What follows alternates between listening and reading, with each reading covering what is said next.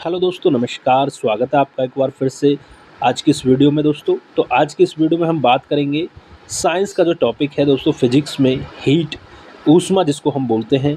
तो इससे पहले एक वीडियो हम पहले करा चुके हैं दोस्तों। आज हम 47वें प्रश्न नंबर से शुरू करेंगे दोस्तों। तो बने रहे हमारे साथ, बिना वक्त गवाए दोस्तों। चलिए वीडियो को शुरू करते हैं, बढ़ते हैं 47वें प्रश्न की तरफ। 47वां प्रश्न क्या है आपका कि जब बर्फ़ को 0 डिग्री सेल्सियस से 10 डिग्री सेल्सियस तक गर्म किया जाता है तो जल की जो आयतन है एकसार रूप से बढ़ती है, एकसार रूप से कम होती है, या पहले बढ़ती है और उसके बाद कम होती है, या पहले कम होती है और उसके बाद बढ़ती है। तो बताइए क्या होगा इसका राइट आंसर कि जब बर्फ़ को 0 डिग्री सेल्सियस से 10 डिग्री सेल्सियस तक गर्म किया जाता है तो क्या होता है, जल का आयतन क्या होता है, बताइए। तो आप कहेंगे सर पहले कम होता है जल का आयतन, उसके बाद बढ़ती है। ठीक है, ऑप्शन डी यहाँ पे राइट आंसर होगा 47वें प्रश्न का दोस्तों। ठीक है, चलिए अगला प्रश्न देखते हैं, 48वां प्रश्न। यदि जल को 10 डिग्री सेल्सियस से 0 डिग्री सेल्सियस तक ठंडा किया जाए, समझ रहे हो, 10 डिग्री सेल्सियस से 0 डिग्री सेल्सियस तक ठंडा किया जाए तो क्या होगा, जल का आयतन 4 डिग्री सेल्सियस तक तो कम होगा फिर बढ़ेगा, या जल का घनत्व लगातार बढ़ेगा और 4 डिग्री सेल्सियस पर अधिकतम हो जाएगा, या ऑप्शन सी है कि जल का आयतन लगातार घटेगा और 4 डिग्री सेल्सियस पर न्यूनतम हो जाएगा, ऑप्शन डी है जल का घनत्व 4 डिग्री सेल्सियस तक घटेगा फिर बढ़ेगा। बताइए क्या होगा, 48 का राइट आंसर क्या होगा। 48वां प्रश्न है आपका कि यदि जल को 10 डिग्री सेल्सियस से 0 डिग्री सेल्सियस तक ठंडा किया जाए तो क्या होगा, कमेंट करके दोस्तों जल्दी से बताइए क्या होगा। तो आप कहेंगे सर कि जल का जो आयतन है वो 4 डिग्री सेल्सियस तक तो कम होगा, ठीक है, फिर बढ़ेगा। तो ऑप्शन ए यहाँ पे राइट आंसर हो जाएगा, 48वें का ऑप्शन ए राइट आंसर होगा। चलिए आगे बढ़ते हैं दोस्तों बस इसी तरह हमारे साथ बने रहें अंत तक। लगभग 50 प्लस MCQs को हम करने वाले हैं आज की इस वीडियो में दोस्तों। और ये दोस्तों साइंस की सीरीज है जो कि RRB group D, special RRB group D exam के लिए है दोस्तों। और जितने भी रेलवे में एग्ज़ाम होते हैं उन सभी के लिए बहुत महत्वपूर्ण है दोस्तों ये सीरीज़। इससे पहले दोस्तों हम लगभग 18 वीडियोज़ करा चुके हैं, आप उनको भी देख सकते हैं हमारे चैनल पे प्लेलिस्ट पे जाके। अब ये 19वीं वीडियो है साइंस की दोस्तों, और कंप्लीट साइंस हम यहाँ पे कराने वाले हैं दोस्तों। और यहीं से आपको दोस्तों परीक्षा में, एग्ज़ाम में प्रश्न देखने को मिल जाएंगे, ये हमारी गारंटी है। बस अच्छे से आप चीज़ों को देखते रहें और हमारे साथ बने रहें। वीडियो पसंद आए तो दोस्तों वीडियो को लाइक शेयर जरूर करें, अपने दोस्तों तक पहुँचाएँ। ठीक है, 49वां देखते हैं, चलिए क्या है प्रश्न। 49वां प्रश्न है कि साइकिल के ट्यूब अधिकांशतः गर्मियों में क्यों फटते हैं, क्या रीज़न है, ये आपसे पूछा है। ठीक है, आपने देखा होगा साइकिल वगैरह जब आप चलाते हो, ठीक है, बचपन में आपने चलाई होंगी, अब भी चलाते हैं लोग, कुछ लोग, तो अधिकांशतः गर्मियों में फट जाते हैं। तो उसका रीज़न क्या होता है, ऑप्शन ए है आपके सामने, गर्मी के कारण ट्यूब फट जाता है, ऑप्शन बी है गर्मी के कारण रबड़ बहुत कमज़ोर हो जाता है, ऑप्शन सी है गर्मी के कारण रबड़ कड़ा हो जाता है और हवा को जगह देने के लिए फैलता नहीं है, ऑप्शन डी उपयुक्त में से कोई नहीं। बताइए 49 का राइट आंसर क्या होगा। तो आप कहेंगे सर कि गर्मी के कारण जो है वो ट्यूब क्या है, फट जाता है, गर्मी का रीज़न होता है। ठीक है, ऑप्शन ए सही होगा 49 का। 50वां प्रश्न देखते हैं। शीशे की छड़ जब भाप में रखी जाती है इसकी लंबाई बढ़ जाती है। ठीक है, शीशे की छड़ को जब आप भाप में रखोगे तो इसकी लंबाई बढ़ जाती है, परंतु इसकी चौड़ाई क्या होगी, आपको बताना है। अप्रभावित रहती है, घटती है, बढ़ती है, या अव्यवस्थित होती है। बताइए क्या होगा, 50 का राइट आंसर बताइए। तो आप कहेंगे सर अव्यवस्थित होती है। ठीक है, क्या होती है, अव्यवस्थित होती है। देखिए ये UPPCS में पूछा गया है दोस्तों। ये जितने भी प्रश्न हैं दोस्तों किसी न किसी पूर्व परीक्षा में पूछे गए हैं, और खासकर रेलवे की परीक्षाओं में, SSC की परीक्षाओं में ये पूछे गए प्रश्न हैं। और दोस्तों यही प्रश्न बार बार रिपीट होते हैं, इसलिए दोस्तों लूसेंट जो बुक है, सभी मतलब कई लाखों विद्यार्थियों का ये भरोसा है। और सभी दोस्तों, सभी एग्ज़ाम की, वनडे एग्ज़ाम जितने भी होते हैं, कोई ना कोई दोस्तों एक बार तो ज़रूर लूसेंट पढ़ता ही है अपने जीवन में। इसलिए दोस्तों एक एक प्रश्न आपके लिए महत्वपूर्ण है, एक भी प्रश्न आप छोड़े नहीं, बस उस तरीके से चीज़ों को साथ के साथ करते चलें हमारे साथ। चलिए आगे बढ़ते हैं, अगला प्रश्न देखते हैं। 51वां प्रश्न क्या है, देखिए 51वां प्रश्न है कि लोलक घड़ियां गर्मियों में सुस्त क्यों हो जाती हैं, इसका कारण है। ऑप्शन ए आपसे सामने, गर्मियों के दिन लंबे होने के कारण, ऑप्शन बी कुंडली में घर्षण के कारण, ऑप्शन सी लोलक की लंबाई बढ़ जाती है जिसके इकाई दोलन में लगा हुआ समय बढ़ जाता है, ऑप्शन डी गर्मी में लोलक का भार बढ़ जाता है। बताइए क्या होगा, 51 का राइट आंसर क्या होगा। तो आप कहेंगे ऑप्शन सी, लोलक की लंबाई बढ़ जाती है जिससे इकाई दोलन में लगा हुआ समय क्या है, वो बढ़ जाता है। ऑप्शन सी यहाँ पे राइट आंसर होगा। 52वां प्रश्न देखते हैं। एक धातु की ठोस गेंद के अंदर कोटर है, ठीक है, एक धातु की ठोस गेंद के अंदर क्या है, कोटर है। जब इस धातु की गेंद को गर्म किया जाएगा तो कोटर का जो आयतन है वो क्या होगा, बढ़ेगा, घटेगा, नहीं बदलेगा या दोगुना हो जाएगा। बताइए क्या होगा इसका 52वें का राइट आंसर क्या होगा। तो आप कहेंगे सर बढ़ेगा। ऑप्शन ए यहाँ पे राइट आंसर होगा, ठीक है। क्या होगा, ऑप्शन ए यहाँ पे राइट आंसर होगा, ठीक है, कि धातु के ठोस गेंद के अंदर जो कोटर है, जब इसको गर्म किया जाएगा तो कोटर का जो आयतन है वो क्या होगा, बढ़ेगा, ठीक है। चलिए आगे बढ़ते हैं, अगला प्रश्न देखते हैं, 63वां प्रश्न देखते हैं। क्या है 63वां प्रश्न। जब किसी बोतल में पानी भरा जाता है और उसे जमने दिया जाता है तो बोतल टूट जाती है, ठीक है। क्या रीज़न है, इससे पूछा है आपसे कि जब किसी बोतल में पानी भरा जाता है और उसे जमने दिया जाता है तो बोतल क्या है, टूट जाती है, क्योंकि ऑप्शन ए पानी जमने पर फैलता है, ऑप्शन बी बोतल हिमांक पर सिकुड़ती है, ऑप्शन सी बोतल के बाहर का तापक्रम अंदर से ज़्यादा होता है, ऑप्शन डी पानी गर्म करने पर फैलता है। बताइए 53 का राइट आंसर क्या होगा, ठीक है। तो 53 का राइट आंसर होगा कि पानी जो है जमने पर क्या होता है, फैलता है। पानी जमने पर क्या होता है, फैलता है, ये याद रखेंगे। ऑप्शन ए, यदि आप पानी को जमाओगे तो क्या है, फैलता है, तो ऑप्शन ए राइट आंसर होगा। इसलिए क्या होता है, जब पानी से भरी बोतल को उसे जमाते हैं तो बोतल टूट जाती है। 54 का राइट आंसर बताइए क्या होगा। आप 54वां प्रश्न देखते हैं। दोस्तों कमेंट करते रहे हैं चीज़ों को, और साथ के साथ दोस्तों जो प्रश्न आपको लगे कि हाँ थोड़ा इसको ज़्यादा ध्यान देना है तो वीडियो को पॉज करके आप अच्छे से उसे पढ़ सकते हैं। चलिए, अत्यधिक शीत ऋतु में पहाड़ों पर पानी की पाइपलाइनें फट जाती हैं, ठीक है। ये कई बार पूछा गया प्रश्न है, इसका कारण क्या है। अत्यधिक शीत ऋतु की यहाँ पे बात हो रही है, पहाड़ों पर, ठीक है, पाइपलाइनें फट जाती हैं, इसका कारण क्या है। ऑप्शन ए, पाइप ठंडक से सिकुड़ जाती है, पाइप में पानी जमने पर सिकुड़ जाता है, ऑप्शन सी, पाइप में पानी जमने पर फैल जाता है, ऑप्शन डी, पाइप ठंडक पाकर बढ़ जाते हैं।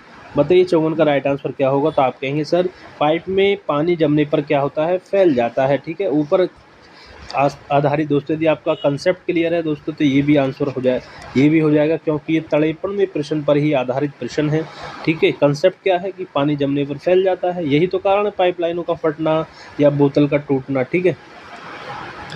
चलिए अगला प्रश्न देखते हैं, 55वां प्रश्न देखते हैं। यहाँ पे अब 55वां प्रश्न क्या है आपके सामने कि दो रेल पटरियों के मध्य जोड़ पर एक छोटा सा स्थान क्यों छोड़ा जाता है। जब आप दो रेल पटरियों को जोड़ते हैं तो उनके मध्य एक छोटा सा स्थान है, वो क्यों छोड़ा जाता है। ऑप्शन ए, क्योंकि ऐसे स्थान छोड़ने से कुछ लागत बचेगी, नहीं, क्योंकि धातु गर्म करने पर फैलती है तथा ठंडी होने पर संकुचित होती है, ऑप्शन सी, आवश्यक गुरुत्व बल उत्पन्न करने के लिए, या इनमें से कोई नहीं दोस्तों। तो 55 का राइट आंसर होगा कि जो धातु होती है दोस्तों, जो धातु होती है वो गर्म करने पर क्या है, फैलती है, और ठंडे होने पर संकुचित होती है।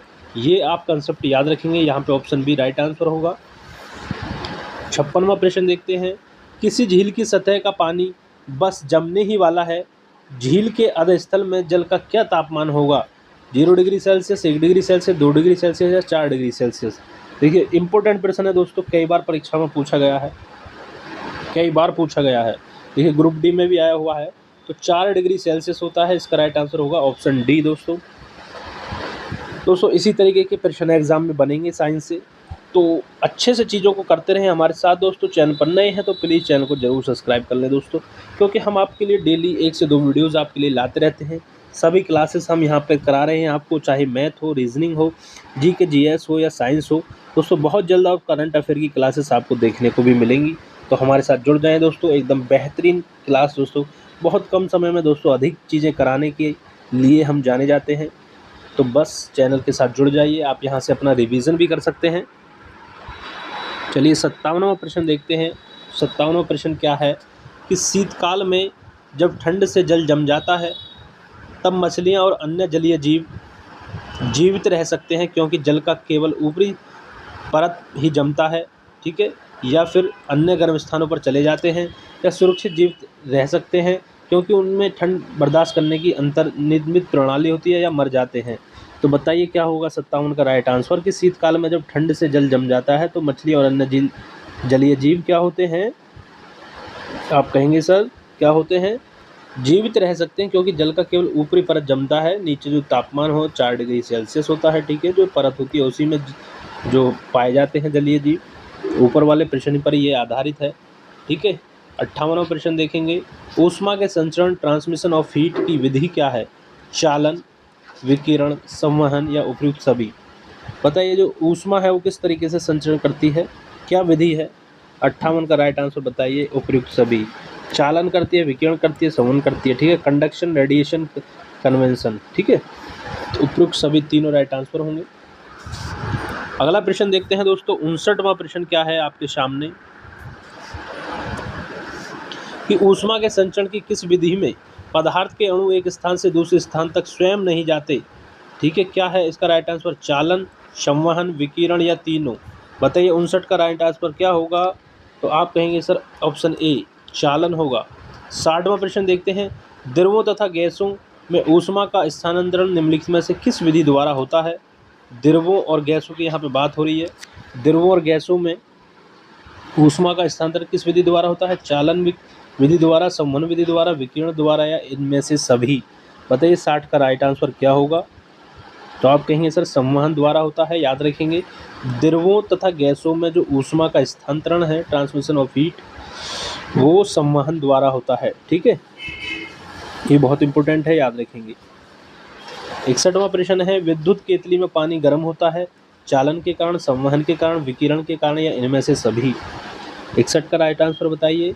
तो यहाँ पे देखिए विद्युत में पानी की बात हो रही है, पानी क्या है आपका? द्रव है, तो सीधी सी बात है, यदि आपका कंसेप्ट क्लियर है तो ये भी आपका दोस्तों उसी पर आधारित प्रश्न है, क्योंकि यहाँ पर ऊपर बात हुई थी जी जो द्रव होते हैं और गैस होती हैं उसमें जो ऊष्मा का जो स्थानांतरण है वो किस विधि से? संवहन विधि से द्वारा होता है।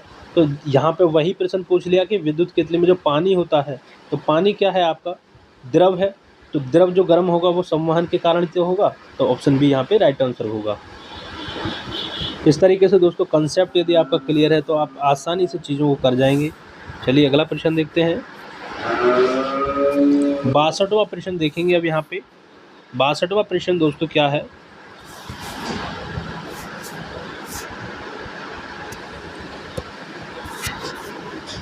सूर्य की ऊष्मा पृथ्वी पर निम्नलिखित में से किस प्रकार के संचार माध्यम से आती है? ठीक है, अब यहाँ पे सूर्य की ऊष्मा की बात हो रही है, तो बताइए ऑप्शन ए संवहन, विकिरण, संनयन, ताप विनिमय। बताइए 62 का राइट आंसर क्या होगा? तो याद रखना है दोस्तों, जो सूर्य की जो ऊष्मा है, जो प्रकाश है, वो पृथ्वी पर विकिरण द्वारा दोस्तों यहाँ पर आता है, विकिरण के द्वारा माध्यम से आता है, ठीक है, ऑप्शन बी याद रखेंगे, विकिरण के द्वारा। वेरी वेरी इंपॉर्टेंट प्रश्न है ये। 63वां प्रश्न देखेंगे, ऊष्मा के स्थानांतरण की किस विधि में माध्यम आवश्यक नहीं है? ऊष्मा के स्थानांतरण में किस विधि में माध्यम की आवश्यकता नहीं होती? चालन में, संवहन में, विकिरण में, इनमें से सभी। बताइए 63 का राइट आंसर क्या होगा? तो अभी हमने बात की थी विकिरण होगा इसका राइट आंसर, क्योंकि दोस्तों जब सूर्य की जो ऊष्मा है वो पृथ्वी तक आती है तो उसमें किसी माध्यम की आवश्यकता नहीं होती, तो ऊष्मा की वो विधि है, विकिरण विधि है, इसमें माध्यम की आवश्यकता नहीं होती। चलिए 64वां प्रश्न देखते हैं, ऊष्मा संचरण की वह विधि जिसमें माध्यम के कण गति नहीं करते कौन सी है? ठीक है, बताइए 64 का राइट आंसर, फिर से वही प्रश्न, तो विकिरण हो जाएगा दोस्तों यहाँ में, ठीक है। 65वां प्रश्न देखते हैं, निम्नलिखित में से कौन सा ऊष्मा का सर्वोत्तम चालक है? ऊष्मा का सर्वोत्तम चालक पूछा है, जल है, पारा है, लकड़ी है या चमड़ा है? बताइए, वेरी इंपॉर्टेंट प्रश्न है। तो आप कहेंगे सर जल का ऊष्मा का सर्वोत्तम चालक क्या है? ऑप्शन बी पारा। 65 का राइट आंसर ऑप्शन बी हो जाएगा। चलिए आगे बढ़ते हैं,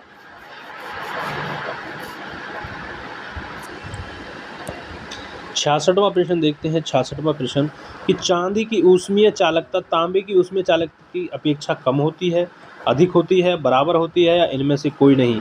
बताइए जो चांदी की ऊष्मीय चालकता तांबे की ऊष्मीय चालकता की अपेक्षा क्या होती है? 66 का राइट आंसर बताइए। आप कहेंगे सर अधिक होती है, ऑप्शन बी यहाँ पे राइट आंसर होगा।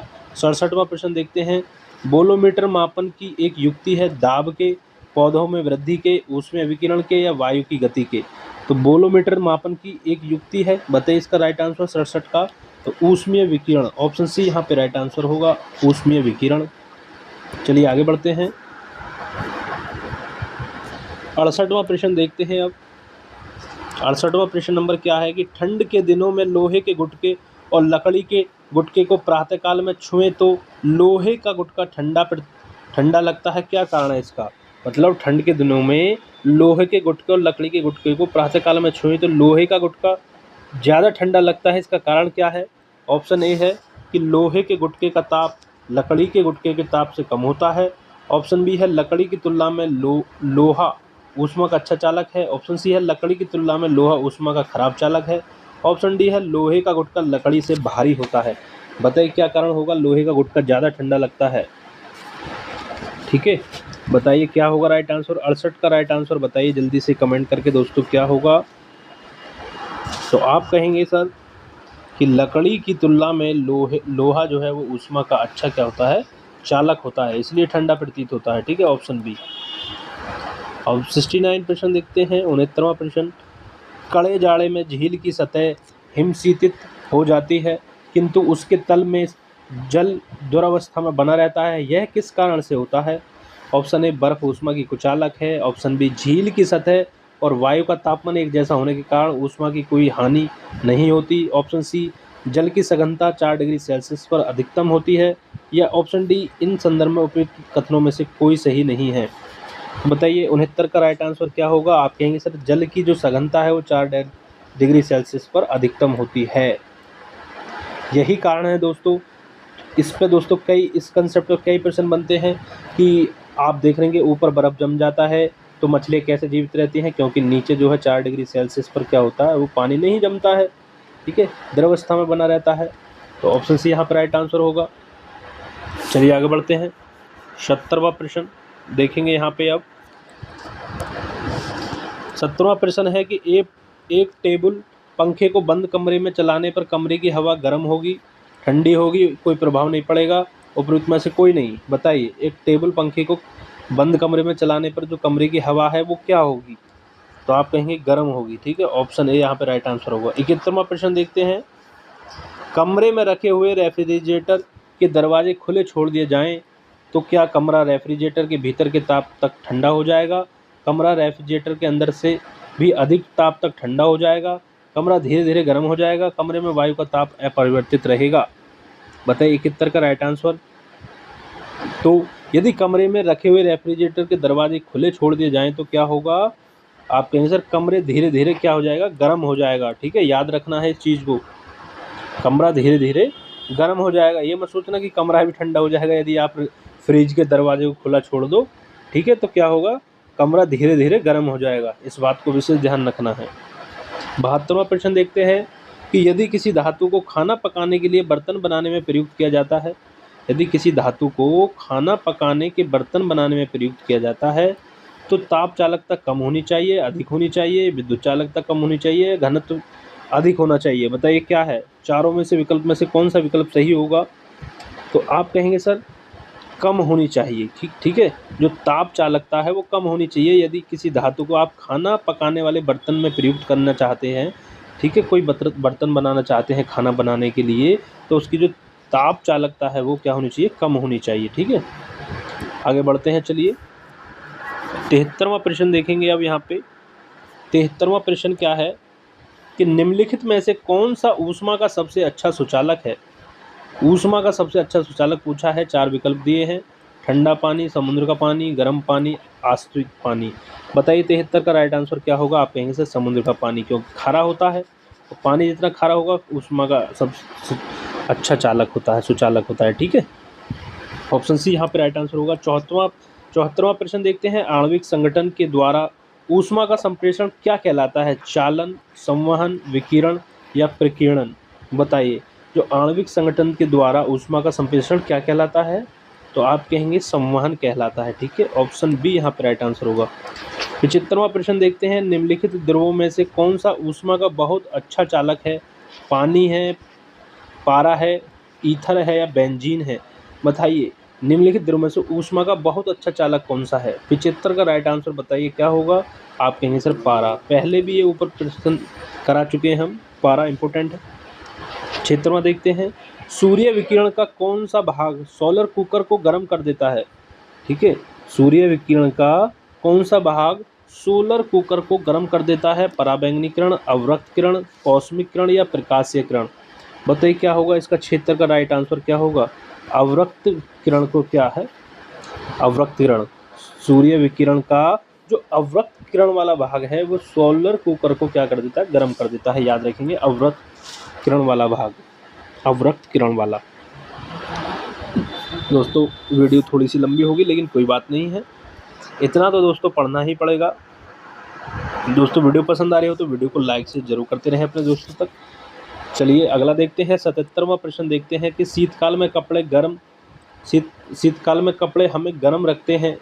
ठीक है, ये तो बात ठीक है, शीतकाल में कपड़े जो हैं हमें गर्म रखते हैं।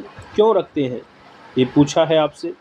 ऑप्शन ए ऊष्मा प्रदान करते हैं, ऑप्शन बी ऊष्मा का विकिरण नहीं करते, ऑप्शन सी वायु को शरीर के संपर्क में आने से रोकते हैं, ऑप्शन डी शरीर की ऊष्मा को बाहर जाने से रोकते हैं। बताइए क्या कारण है इसका, क्या होता है। तो आप कहेंगे शरीर की ऊष्मा को बाहर जाने से रोकते हैं। दोस्तों ऑप्शन डी यहाँ पे राइट आंसर होगा। शीतकाल में जो कपड़े होते हैं वो गर्म होते हैं, गर्म रखते हैं। क्यों होते हैं कि शरीर की ऊष्मा को बाहर जाने से रोकते हैं। जो गर्म कपड़े आप पहनते हैं ऊन से बने। ठीक है, चलिए 78वां प्रश्न देखेंगे। धूप से बचने के लिए छाते में रंग संयोजन निम्न में से कौन सा सबसे उचित है।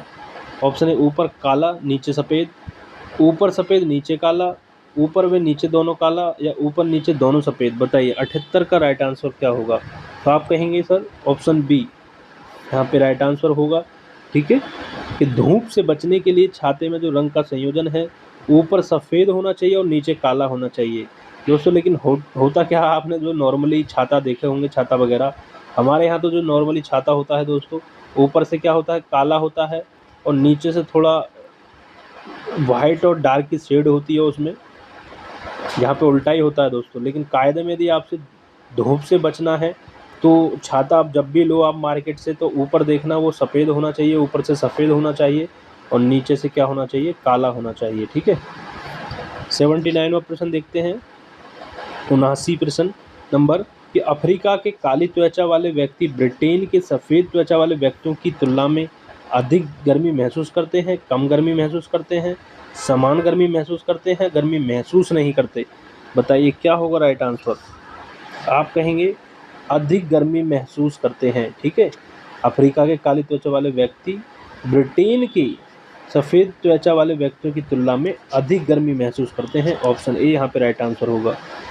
ठीक है, चलिए आगे बढ़ते हैं 80वां प्रश्न की तरफ। क्वेश्चन नंबर 80 देखते हैं क्या है। सुबह का सूरज इतना गर्म नहीं होता जितना दोपहर का होता है।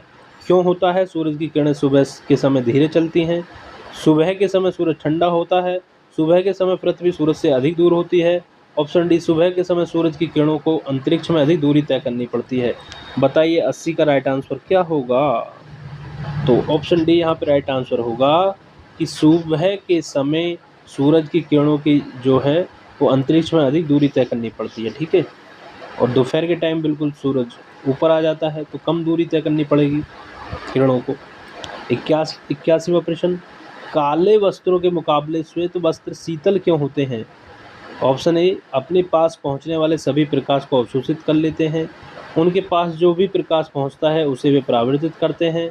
ऑप्शन सी प्रकाश भेदक नहीं होने देते। ऑप्शन डी सूर्य के प्रकाश को पूर्णतः शीतल कर देते हैं। तो 81 का राइट आंसर बताइए क्या होगा। ऑप्शन बी होगा कि उनके पास जो भी प्रकाश पहुंचता है उसे वे परिवर्तित करते हैं। ठीक है, ऑप्शन बी यहाँ पर राइट आंसर होगा। चलिए आगे देखते हैं 82वां प्रश्न। ऊनी कपड़े सूती वस्त्रों की अपेक्षा गर्म होते हैं। जो ऊनी कपड़े होते हैं आपके वो सूती वस्त्रों की अपेक्षा गर्म होते हैं क्योंकि ताप के अच्छे शोषक होते हैं। ऑप्शन डी ताप के अच्छे वितरक होते हैं। ऑप्शन सी सूती वस्त्रों से भारी होते हैं, या ऑप्शन डी ताप के अच्छे रोधक होते हैं। बताइए जो ऊनी कपड़े सूती वस्त्रों की अपेक्षा गर्म क्यों होते हैं। 82 का राइट आंसर बताइए क्या होगा। तो ऑप्शन डी होगा कि ताप के अच्छे रोधक होते हैं। ठीक है, ताप के अच्छे रोधक होते हैं। 83वां प्रश्न देखते हैं। उबलते जल द्वारा जलने की तुलना में भाप द्वारा जलना अधिक कष्टदायक या गंभीर होता है। ऑप्शन ए भाप में गुप्त ताप होता है।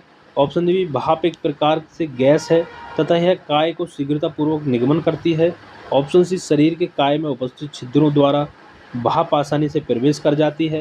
या ऑप्शन डी भाप का ताप बहुत अधिक होता है। बताइए क्या होगा राइट आंसर 83 का। कि उबलते जल द्वारा जलने की तुलना में भाप द्वारा जलना जो है अधिक कष्टदायक होता है। ये तो आपने कहावत भी सुनी होगी कि जो भाप का जला है वो काफ़ी ज़्यादा खतरनाक होता है। तो इसका रीज़न दोस्तों साइंस में क्या है बताया है, बताइए। त्रासी का भाप में क्या होती है, गुप्त ऊष्मा होती है, गुप्त ताप होता है, ठीक है। ऑप्शन ए राइट आंसर होगा कि भाप में क्या होता है, गुप्त ताप होता है। ऑप्शन ए यहाँ पे राइट आंसर होगा, याद रखेंगे इस चीज़ को। चलिए अगला प्रश्न देखते हैं। 84वां प्रश्न देखेंगे यहाँ पे। 84वां प्रश्न आपके सामने कि वायुमंडल में आर्द्रता की उपस्थिति एक ऐसे स्टील के गिलास की बाह्य सतह पर जल की बूंदें देखकर सुनिश्चित की जाती है जो भरा है गर्म दूध से, गर्म जल से, ठंडे जल से, सामान्य जल से। बताइए, वायुमंडल में आर्द्रता की उपस्थिति एक ऐसे स्टील के गिलास की बाह्य सतह पर जल की बूंदें देखकर सुनिश्चित की जाती है जो भरा होता है किससे, 84 का सी, ठंडे जल से, ठीक है। 84 का क्या है, सी। 85वां देखते हैं। अच्छे उत्सर्जक अच्छे अवशोषक होते हैं, यह नियम किसका है, किरचॉफ का, न्यूटन का शीतलन नियम है, स्टीफन का या ऊष्मागतिकी का। बताइए 85 का राइट आंसर क्या होगा। अच्छे उत्सर्जक अच्छे अवशोषक होते हैं, यह नियम आपका किरचॉफ ने दिया था, किरचॉफ लॉ इसे बोलते हैं। ऑप्शन ए राइट आंसर होगा। 86वां प्रश्न देखते हैं। किसी कृष्णिका के एकांक पृष्ठीय क्षेत्रफल से प्रति सेकंड उत्सर्जित विकिरण ऊर्जा के उसके परम ताप के चतुर्थ घात के अनुपाती होती है, यह नियम किसका है, न्यूटन का शीतलन नियम, स्टीफन का नियम, किरचॉफ का या ऊष्मागति का नियम है। बताइए 86 का राइट आंसर। तो ये स्टीफन का नियम है, ऑप्शन सी यहाँ पे राइट आंसर होगा। देखिए वही प्रश्न फिर दोबारा पूछा गया है, अलग तरीके से पूछा गया है कि स्टीफन का विकिरण नियम क्या है, ऊपर बताया था, वही इसका राइट आंसर होगा। बताइए ए बी सी में से कौन सा होगा, ए बी सी डी में से। तो बताइए ई अनुक्रमानुपाती किसके होता है, बताइए 87 का राइट आंसर क्या होगा। तो ई अनुक्रमानुपाती जो होता है वो टी की घात 4 के होता है, ठीक है। ये याद रखेंगे, इस संबंध को, इम्पोर्टेंट है, और इसको स्टीफन का विकिरण नियम कहते हैं। अब देखते हैं दोस्तों 88वां प्रश्न। वीडियो आज थोड़ी लंबी हो जाए क्योंकि लगभग हमने 50+ MCQs इसमें लिए हैं, तो थोड़ा दोस्तों बीच में पानी वानी वीडियो को पॉज करके आप पानी वानी पी लीजिएगा अच्छे से, चाय वगैरह, और फिर से दोबारा वीडियो को देख सकते हैं, क्योंकि दोस्तों पढ़ना तो है ही, इतना तो दोस्तों पढ़ना ही पड़ेगा। चलिए 88वां। और दोस्तों यदि आप कर लेते हैं, वास्तव में दोस्तों मैं जो ये सीरीज चला रहा हूँ साइंस के लिए, यदि आप इन वीडियो को कंप्लीट देख लेते हैं और एक बार रिवाइज कर लेते हैं दोस्तों, मैं गारंटी दे रहा हूँ दोस्तों पूरे में से पूरे नंबर आएंगे आपके साइंस में। ग्रुप डी के एग्ज़ाम में, रेलवे के जितने भी एग्ज़ाम में, आप यदि अच्छे से मेरे इन वीडियोज़ को आप देख लेते हैं, साइंस के जो मैं वीडियो आपके MCQs के ला रहा हूँ, ठीक है, यदि आप अच्छे से इनको देख लेते हैं, जो भी बच्चा देख लेगा कंप्लीट, उनके दोस्तों एग्ज़ाम में प्रश्न दोस्तों यहीं से मिल जाएंगे, और कुछ पढ़ने की ज़रूरत ही नहीं है साइंस में, ठीक है। बस इनको ही अच्छे से तैयार कर लें दोस्तों यहाँ पे, क्योंकि देखिए प्रैक्टिस भी की भी ज़रूरत नहीं है, प्रैक्टिस भी हो रही है आपकी और आपकी कंसेप्ट भी क्लियर हो रहा है, दोनों चीज़ें यहाँ पे हो रही हैं। तो फिर दोस्तों क्यों ना यहीं से इन चीज़ों को करा जाए। चलिए 88 में देखते हैं कि किसी वस्तु के ठंडे होने की दर वस्तु तथा उसके चारों ओर के माध्यम के तापांतर के अनुपाती होती है, यह नियम किसका है, न्यूटन का शीतलन नियम है, किरचॉफ का नियम है, स्टीफन का विकिरण नियम है, या ऊष्मागति का शून्यांक नियम है। बताइए 88 का राइट आंसर क्या होगा। तो आप कहेंगे न्यूटन का शीतलन नियम है, ऑप्शन ए राइट आंसर होगा।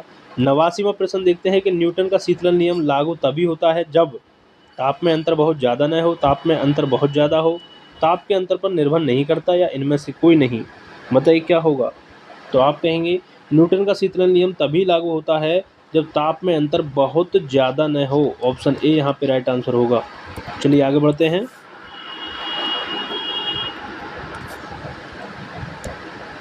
प्रश्न नंबर 90 क्या है,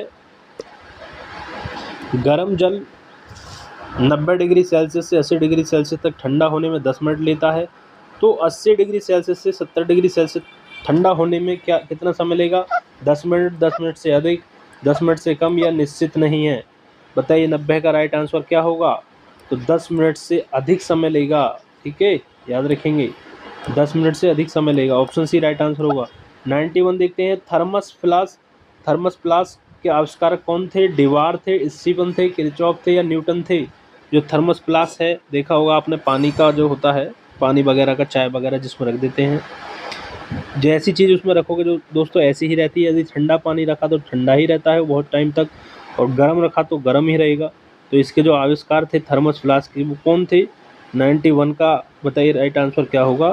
तो डिवार थे। ऑप्शन ए राइट आंसर होगा। 92 देखते हैं, थर्मस फ्लास्क में लंबे समय तक तरल गर्म या ठंडा रहता है क्योंकि ऊष्मा की कोई हानि अथवा प्राप्ति नहीं होती। ऑप्शन ए संचालन, ऑप्शन बी संवहन व विकिरण, ऑप्शन ए व बी दोनों, या इनमें से कोई नहीं? बताइए। 92 का राइट आंसर होगा ए व बी दोनों, संचालन, संवहन और विकिरण। ठीक है, चलिए आगे बढ़ते हैं। 93वां प्रश्न देखेंगे।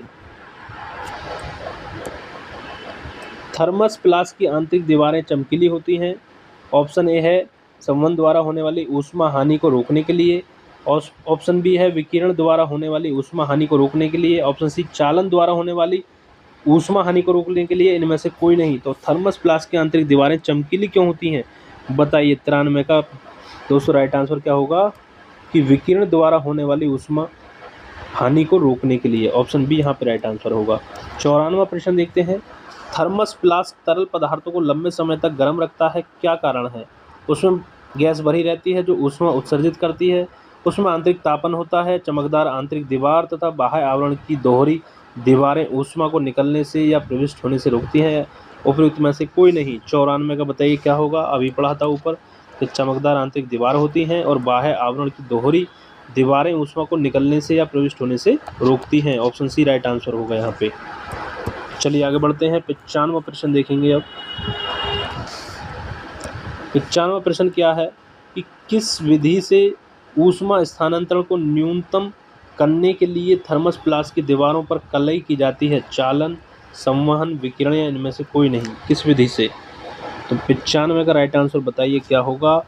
विकिरण विधि से। ठीक है, ऑप्शन सी राइट आंसर होगा। 96वां प्रश्न देखते हैं, किसी पदार्थ के एकांक द्रव्यमान का ताप 1 डिग्री सेल्सियस बढ़ाने में लगी ऊष्मा विशिष्ट ऊष्मा, ऊष्मधारिता, जल तुल्यांक या गुप्त ऊष्मा? बताइए क्या होगा? 96 का राइट आंसर क्या होगा? आप कहेंगे विशिष्ट ऊष्मा। ऑप्शन ए यहाँ पे राइट आंसर होगा। 97वां प्रश्न देखते हैं, निम्नलिखित में से किसमें सर्वोच्च विशिष्ट ऊष्मा का मान होता है? कांच में, तांबा में, सीसा में या जल में?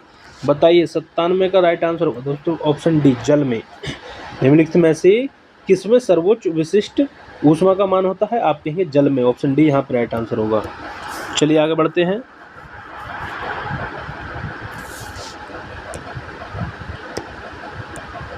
अब देखते हैं दोस्तों 98वां प्रश्न है कि दिन के समय पृथ्वी समुद्र के जल की अपेक्षा बहुत जल्दी गर्म हो जाती है, क्या कारण है? ऑप्शन है पृथ्वी का घनत्व जल की अपेक्षा अधिक होता है, ऑप्शन बी समुद्र में रहने वाले जलीय जंतुओं के कारण, ऑप्शन सी है जल की विशिष्ट ऊष्मधारिता काफ़ी अधिक होती है, ऑप्शन डी जल हाइड्रोजन एवं ऑक्सीजन से बना होता है। बताइए क्या होगा इसका राइट आंसर? तो आप कहेंगे कि जल की विशिष्ट ऊष्मधारिता जो है वो काफ़ी अधिक होती है। ऑप्शन सी यहाँ पे राइट आंसर होगा। चलिए आगे बढ़ते हैं और 99वां प्रश्न देखते हैं। इस वीडियो का अंतिम प्रश्न है, क्या है कि मोटर गाड़ी के रेडिएटर को ठंडा करने के लिए पानी का व्यवहार किया जाता है क्योंकि पानी की विशिष्ट ऊष्मा अधिक होती है, पानी का घनत्व कम होता है, पानी सस्ता होता है, पानी कम ताप पर मिलता है। बताइए क्या होगा? 99 का आपने देखा होगा, जो मोटर गाड़ी होती है रेडिएटर गर्म हो जाता है, ठंडा करने के लिए पानी उस पर डाला जाता है। ठीक है, तो क्यों डाला जाता है आपसे पूछा है, ऐसे ही प्रश्न एग्जाम में देखने को मिलते हैं। तो पानी की जो विशिष्ट ऊष्मा है वो अधिक होती है। ठीक है, इसलिए ऑप्शन है यहाँ पे राइट आंसर होगा। तो दोस्तों ये थे लगभग 50 प्लस MCQs हैं दोस्तों ये जो आज हमने लिए इस वीडियो में। वीडियो कैसी लगी? वीडियो अच्छी लगी हो तो वीडियो को लाइक शेयर जरूर करें दोस्तों, और इसी तरह दोस्तों अन्य वीडियो पाने के लिए हमारे साथ जुड़ जाएं, चैनल को सब्सक्राइब कर लें, क्योंकि दोस्तों यहाँ कंप्लीट हम RRB ग्रुप डी की तैयारी करा रहे हैं, जिसमें ये हमारी साइंस की सीरीज़ चल रही है, जिसमें MCQs जो प्रीवियस ईयर आधारित MCQs हैं हम उन्हें कंप्लीट करा रहे हैं। यदि आप इनको अच्छे से आप देख लेते हैं हमारी सभी क्लासेस को, तो आपको साइंस का जो प्रैक्टिस है वो करने की ज़रूरत नहीं पड़ेगी, और ना ही साइंस आपको कहीं से पढ़ने की ज़रूरत पड़ेगी। बस इन्हीं को आप अच्छे से कर लीजिए, जितने भी MCQ जो हम करा रहे हैं, 1 से 2 बार, कम से कम 2 बार इनको देखना होगा, आपको 2 बार तैयार करना होगा, नोट्स बना लीजिएगा अपने हिसाब से और उन्हीं को बार-बार रिवाइज़ करते रहिएगा और यहीं से आपको सभी प्रश्न दोस्तों एग्ज़ाम में देखने को मिल जाएंगे। तो चलिए दोस्तों, मिलते हैं अगली वीडियो में, तब तक के लिए जय हिंद, जय भारत दोस्तों। खुश रहें, मस्त रहें, स्वस्थ रहें। धन्यवाद।